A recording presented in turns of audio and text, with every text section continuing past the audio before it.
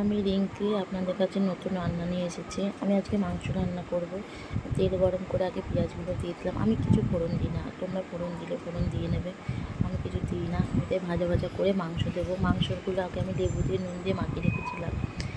এখন আমি মাংসগুলো দিয়ে ভাজা ভাজা করব। ভাজা ভাজা করব এই কারণে, কেননা আমি মাংস আগের থেকে আমি কিছু পেঁয়াজ টিয়াজ কিছুই দিইনি।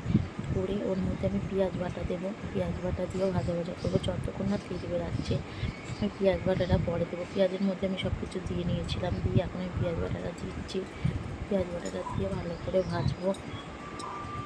ভাজা ভাজা করে এর মধ্যে আমি আদা জিরে সব বাটা দিয়ে দিলাম। আদা জিরে ধনে বাটা দিয়েছি, কাঁচা লঙ্কা বাটা দিয়েছি। ঝাল আপনাদের পরিমাণ মতন খাবেন, আমরা ঝাল যতটা খাই ততটা দিয়েছি। দেওয়ার পরে এটা আমি ভালো করে তেল যতক্ষণ না কাঁচা গন্ধটা যাবে ততক্ষণ আমি কষাবো। কষানোর পরে আমি একটা বাটিতে আলাদা করে মশলা করে রেখেছিলাম।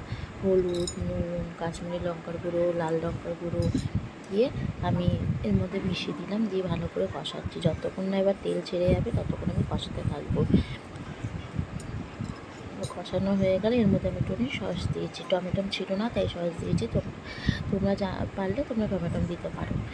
আমি সস দিয়ে করছি আজকে, তাই ভালো করে কষিয়ে নিচ্ছি। কষানোর পরে আলুগুলো আগে আমি ভেজে রেখেছিলাম, আলুগুলো দিয়ে দিলাম। আলুগুলো দিয়ে এবার আমি ভালো করে কষাবো যতক্ষণ না আলুগুলো সেদ্ধ হচ্ছে। কারণ আমি জল দেওয়ার পর আমি বেশিক্ষণ ফোটাবো না, তাই আমি আলুগুলো দিয়ে বা মাংসগুলো অনেকক্ষণ ফোটাবো। গ্যাস কমে কমে ফোটাবো যতক্ষণ না আমার পুরো কাঁচা গন্ধ চলে যাবে, ততক্ষণ উপর দিয়ে তেল ঝরে যাবে। ততক্ষণ আমি কষাতে থাকবো। কষানো হয়ে গেল, দেখলেন পুরো শুকনো শুকনো কষানো হয়ে গেল।